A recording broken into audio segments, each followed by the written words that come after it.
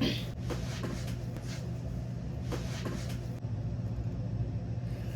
I on drugs?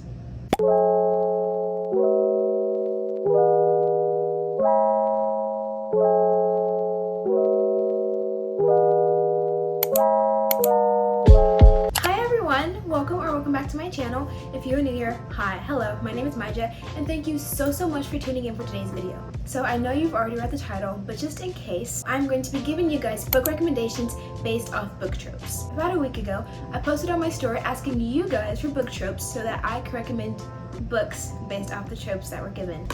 God, I did not know how I wanted to word that. Anyway, you guys definitely came through, so now I'm going to do my part by giving you book recommendations. And before we get started, please like, comment, and subscribe, as I say every time, because it helps me a whole bunch. But without further ado, let's get on to the video. Disclaimer, I did not write any of this stuff down. I'm literally just looking at the tropes and then recommending books off the top of my head. So the first trope we have is enemies to lovers. Okay, so these three books are literally the first ones that came to mind when I was going into my bookshelf. But we have Beach Read by Emily Henry, which is a really popular one. Then we have The Spanish Love Deception by Elena Armas. And then we have Twisted Love by Anna Huang. I've literally only read one of these books, so quote me if I'm wrong. But to start off with Beach Read, this is basically about two writers named January and Augustus. Throughout college, they were like academic rivals, I guess you could call it, and they hated each other. But all of a sudden, since she's in a writer's slump, January goes to her father's old beach house, and turns out her next door neighbor is Augustus Everett. And guess what's ironic? He is also in a writing slump. So eventually they end up kind of teaming up for like a challenge against one another. Like throughout the summer, Augustus has to write romance, which is a genre that January writes, and then January has to write science fiction, which is the genre that Augustus writes. So they both end up taking each other on these kind of trips to kind of get them in like the right mindset to write these books. And literally on the back it says, everyone will finish a book and no one will fall in love. Really. I'm pretty sure you can see where that goes. So the next book we have is The Spanish Love Deception by Elena Armas. I tell you, I have not read this book. This book has been on my shelf for months and I still haven't read it, which is bad. So I don't know what it's about, but I do know that it's enemies to lovers. So yeah. So this book is basically about a girl named Catalina who told her whole family that she has this great American boyfriend, right? And so since her sister's wedding is coming up, her whole family expects to be meeting this tall, handsome American guy, but he's not real. He doesn't exist. Catalina lied to her family. So she has about 4 weeks to try to find someone to go to this wedding with her, but she cannot find anyone until her enemy, her colleague, Aaron Blackford, steps up to the plate. And since they're enemies, Catalina obviously doesn't want to take him, but she's like, you know what? He's my only option. So they end up going together. Now that I think about it, this is not enemies to lovers. Embarrassing. I will find another book for you. I thoroughly apologize if English changed.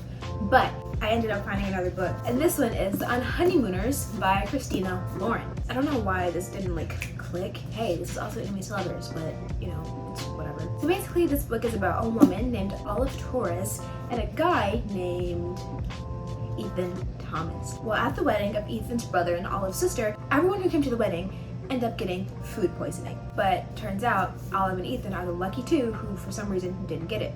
And since they're the only two who didn't get food poisoning, they end up being able to take the honeymoon trip that was originally planned for Olive's sister and Ethan's brother. But obviously this is not anything either one of them want to do because they hate each other. Why do they hate each other? I really don't know. I read this book 6 months ago, so I don't remember everything, but they really just don't like each other, and I don't know why because I don't remember even reading this book. But obviously, since they hate each other, it is not going to be smooth sailing. Oh, I literally just remember one more.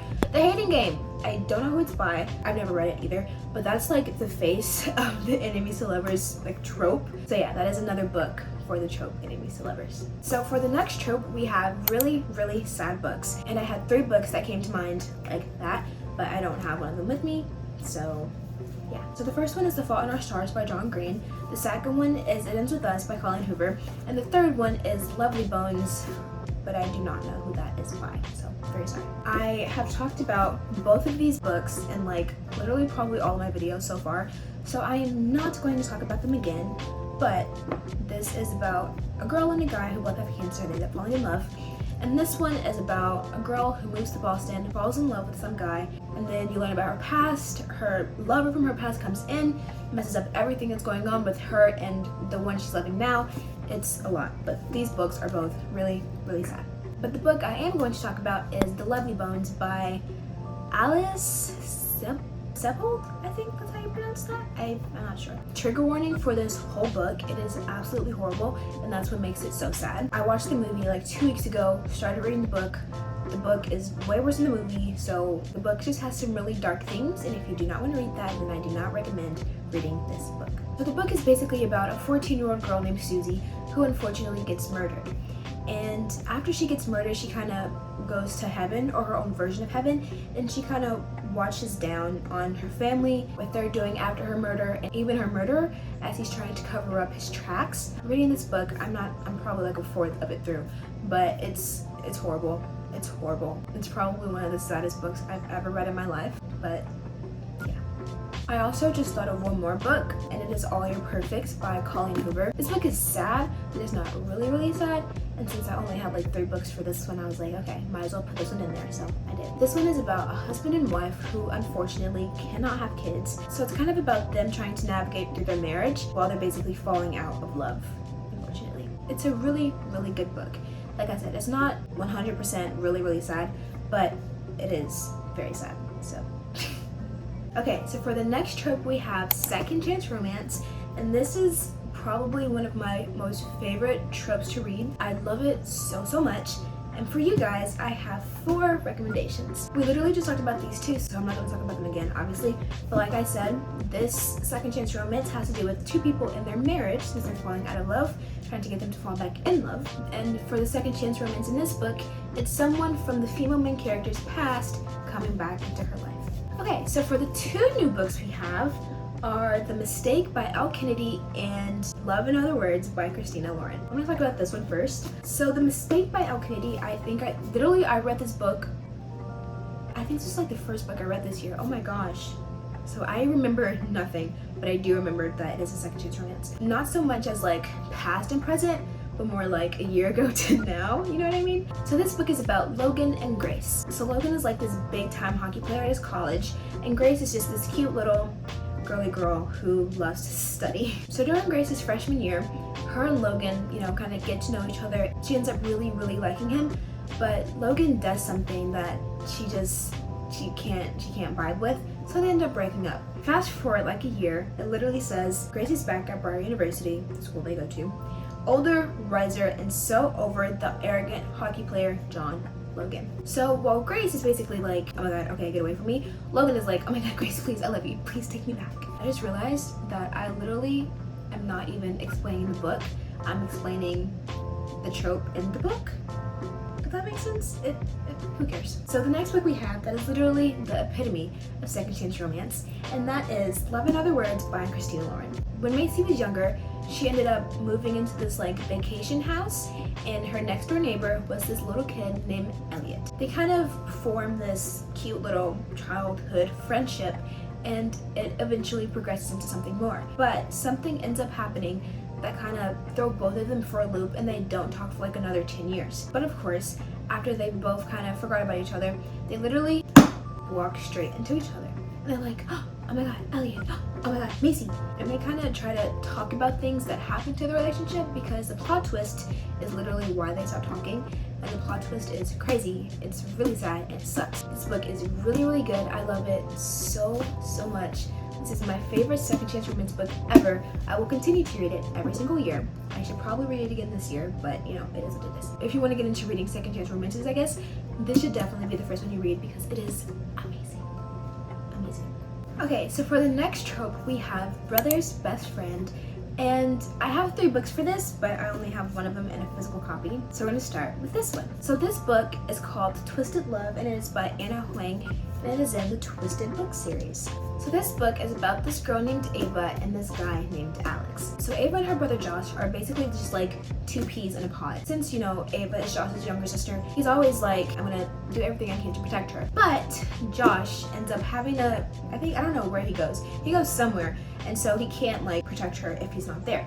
So he asks his best friend Alex if he could protect her and like kind of watch over her, you know, basically ask him to do everything that Josh was doing. Basically protect her, to care for all that stuff. But it's hard because Alex is literally an a-hole. And so Ava's like, no. And obviously they might end up falling in love. I really don't know. It literally says it on the back. Theirs is a love that was never supposed to have happened, but when it does, it unleashes secrets that could destroy them both and everything they hold dear. But this is the first book of the brother's best friend trope. Sorry, I forgot. The second one we have is Ugly Love by Colleen Hoover. I also read that this year. Probably my least favorite book of hers, but everyone loves it, so I'm going to talk about it. Actually, no, I'm not going to talk about it, but another trope is Ugly Love by Colleen Hoover. And then the last book for this trope we're going to be talking about is The Chase by Elle Kennedy. I don't have this book with me because I read it on my phone, but I'm going to try to remember everything that happened in the book. So Summer's brother plays on the hockey team at their college, and Summer's brother's best friend name is Colin Fitzgerald. Summer has like this big crush on him for no reason. There's like nothing she should like about him, but for some reason she is very, very attracted to him, and she does not know why. You know, she's like chasing after him, and for some reason Colin, or Fitz, whatever you want to call him, he doesn't like her back, and she's like, that's weird, you know what I mean? So she kind of like sets out on this little plan to make him fall in love with her. And she's like, you know what? This has never happened before. Literally everyone loves me and you don't love me, so I'm gonna go after you more. So that's weird. But it fits the trope because Colin Fitzgerald is Summer's brother's Dean's best friend. God, that is, Jesus Christ. Okay, so for the next trope, we have forced proximity. And I have 3 books for this, but we've already talked about these 2. So we can pick either way. For the new book we have, this is The Love Hypothesis by Allie Hazelwood. So this book would be considered forced proximity because it's more of a workplace romance, I guess you could call it. They work at the same place, but they don't really work together.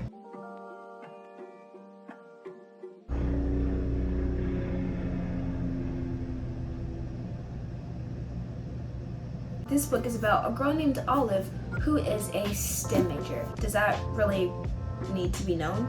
No, but Olive, the STEM major, I guess. Olive's main thing is that she's trying to prove to her best friend that she has no feelings for this guy whatsoever. I don't remember his name, we're gonna call him Chad, but Olive and Chad went on a date.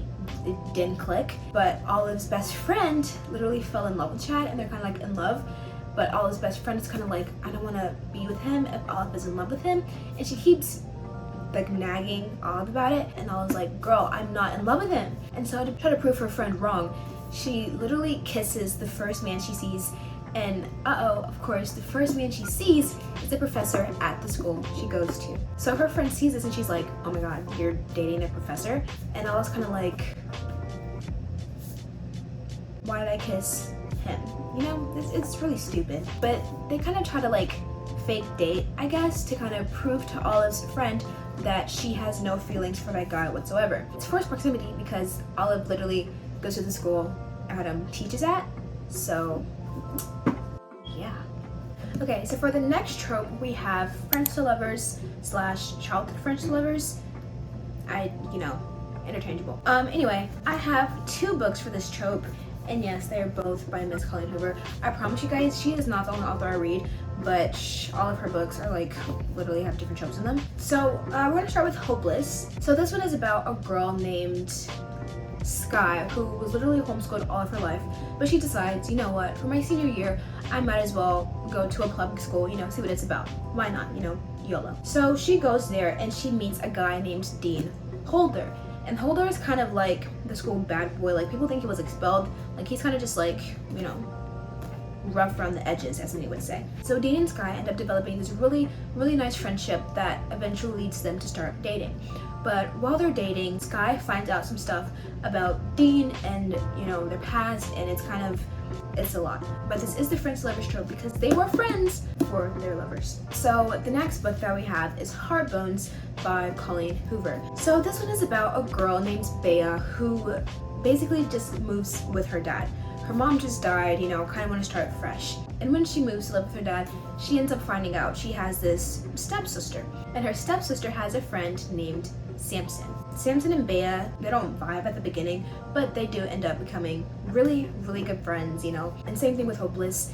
They end up developing a relationship throughout this friendship. The plot twist happens. Bea finds out some stuff about Samson. It's not all good, but this is friends to lovers because they became friends when they first met. So their friendship kind of transitions into a relationship, and yeah, that is how it is friends to lovers.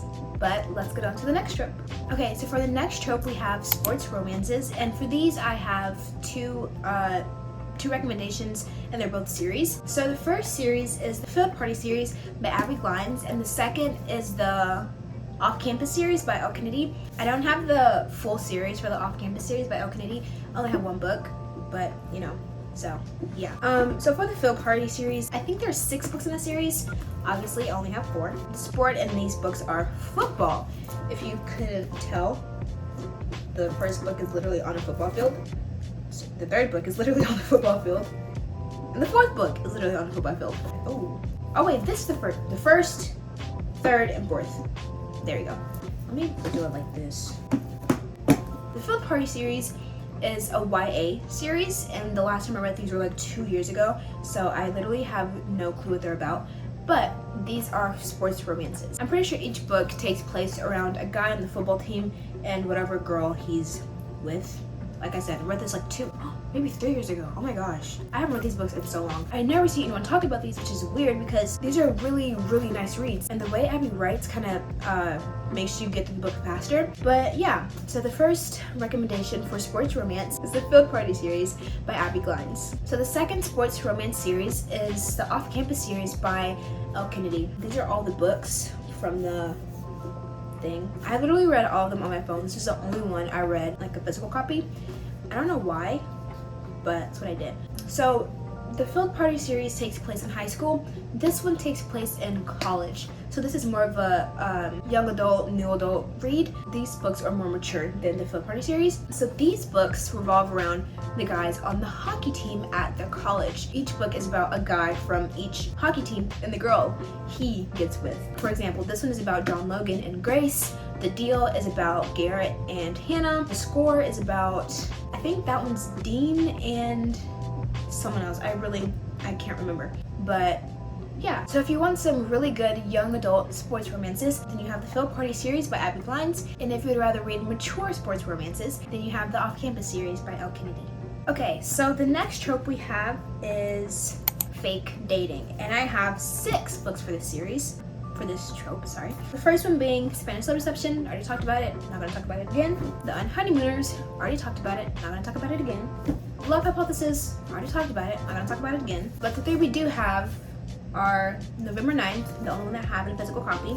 And then we have The Deal by Elle Kennedy and The Risk by Elle Kennedy. So for these 3, the fake dating comes from Catalina taking Aaron to her sister's wedding. Her parents, like her whole family, thinks they're dating when they're not. This one, to go on the honeymoon, they kind of have to like fake date so people can think they're actually together and they just got married, even though they hate each other.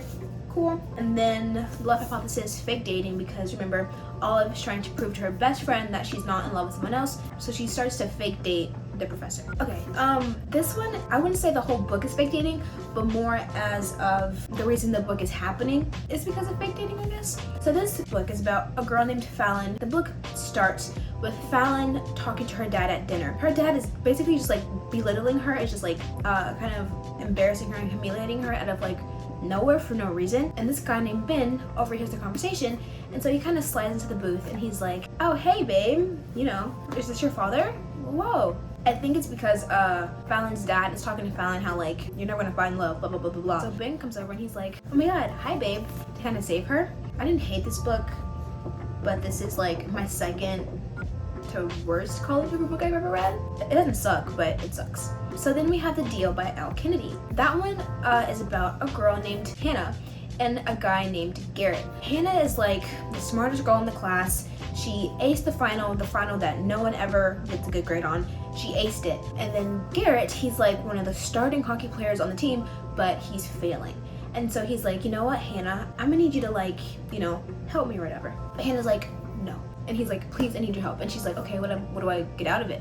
And he's like, I don't know, I just need you to help me, so I can stop failing. And she comes up with this idea. She's like, you know what, okay, how about we start fake dating? And he's like, why?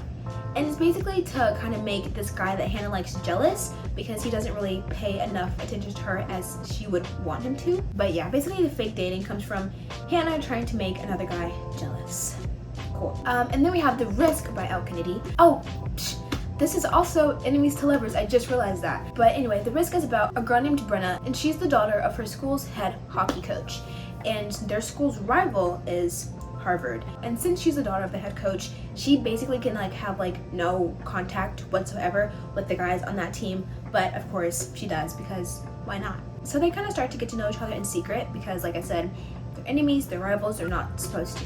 But one day, Brenna goes to this job interview thing, but the man that's interviewing her is kind of he's also an a-hole. So he's like, okay, I don't care, blah, blah, blah. But then she mentions, oh yeah, my boyfriend is Jake Connolly. And Jake is the star of her rival school's hockey team. And so that obviously gets the interviewer's attention. And he's like, you know Jake? And she's like, yeah, I know Jake, he's my boyfriend. And so their fake dating comes from Brenna and Jake dating so that Brenna can get this job that she wants, that she's literally lived her life for. So let's get on to the next trope. Okay, and for the last trope, which isn't really a trope, but someone recommended it, and it is really good thriller horror books. And I have 5 recommendations for them. Those books are The Haunting of Hill House by Shirley Jackson, Gone Girl by Gillian Flynn, Verity by Colleen Hoover, The Guest List by Lucy Foley, and then His and Hers by Alice Feeney. We're going to start with Verity because this is my favorite one. So this book is about a big-time writer named Verity, who in the middle of writing or finishing a really popular book series, she gets into an accident that leaves her bedridden. So her husband Jeremy seeks out to find someone to finish his wife's books. And lo and behold, he finds a lady named Lowen Ashley, who is an aspiring? She wants to be a big-time writer, but also she's writing about no one really cares, so she's not famous. So Jeremy ends up finding Lowen because apparently Verity reads her stuff, and he's like, you know what, okay, my wife likes her, I'm gonna try to go find her. So he finds Lowen, and he's like, okay, I'm gonna need you to come finish my wife's book series. She loves your work, and I think she'd be really honored for you to, finish her series. And so at first Lowen's like, no thank you, but then she realizes how much of an opportunity this would be for her, so she ends up doing it. She ends up moving into their house to kind of go through all of Verity's stuff and try to get a sense of what she's writing. And while she's going through Verity's stuff, she finds a manuscript, which is basically Verity's life after she met Jeremy. While reading this manuscript, Lowen finds out some really, really messed up stuff that'll literally leave you what the? She's crazy. Yeah, at the end of this book, you will not be knowing what to believe, and that's why it is so good. The second one we have is Gone Girl by Gillian Flynn, which also has a movie based off of it. I'm literally reading off the screen because I haven't read this book, so I don't really know what it's about, but yeah. So it says, set in Missouri, the story follows the events surrounding Nick Doon, who becomes the prime suspect in the sudden disappearance of his wife, Amy. I'm pretty sure the book has dual POVs, what's happening with Nicky, him finding out what's happening to his wife, and then his wife, Amy, basically telling the story as it happens, or telling her point of view from how she went missing. So then we have The Haunting of Hill House by Shirley Jackson. I only watched the TV show of this book, so yeah. I'm gonna read the back though. First published in 1959, it is a story of 4 seekers who arrive at a notoriously unfriendly pile called Hill House. Dr. Montauk, an occult scholar looking for solid evidence of a haunting, Theodora, his light-hearted assistant, Eleanor, a friendless, fragile young woman well acquainted with poltergeists, and Luke, the future heir of Hill House. At first, their stay seems destined to be a merely chilling encounter with an inexplicable phenomenon, but Hill House is gathering its powers, and soon it will choose one of them to make its own. If you haven't watched the TV show, watch it. One of the best horror thriller TV shows I've ever watched in my life. It is so good. That's why I picked up the book. Haven't read it. Hopefully we'll read it soon. We'll see. Then we have The Guest List by Lucy Foley. I haven't read this one either, but you know. So this is about a woman and a man who get married on this like secluded island type thing. So it's not that many people there, but it's enough. And while this wedding is happening, someone ends up getting murdered. And the suspects are the bride, the +1, the best man, the wedding planner, and the bridesmaid. They all have a secret, one of them's the killer, and basically the book is trying to find out who the killer is. The back literally says, an exclusive wedding on a remote Irish island. The bride, the +1, the best man, the wedding planner, the bridesmaid, all have a secret, all have a motive, but only one is the murderer. I don't know why I haven't read this book yet. Hopefully I read it. I might not. Planning on it. So the last book in this video is His and Hers by Alice Feeney. Since I haven't read this one either, I'm going to just read the summary from the inside of the book. Anna Andrews would do almost anything for her career as a BBC news anchor. When she's asked to report on a woman's murder in Blacktown, the sleepy countryside village where she grew up, it soon becomes clear that Anna isn't just covering the story. She's at the heart of it. Detective Chief Inspector Jack Harper is suspicious of Anna's involvement in the case. He knows she knew the victim, but he hasn't told anyone that he knew her too. And Jack soon realizes he's a suspect in his own murder investigation. Someone knows more than they are letting on. Someone isn't telling the truth. Alternating between Anna's and Jack's points of view, His and Hers is a highly addictive, fast-paced thriller with a killer twist that will keep readers guessing until the very end. So I'm guessing these two books have very similar vibes, which is definitely really cool. Thank you guys so much for watching today's video. I know it was probably chaotic. If I do it again, I will definitely try my best. But thank you so much for watching, and as I always say, please like, comment, and subscribe because it helps a whole bunch. See you next time. Bye!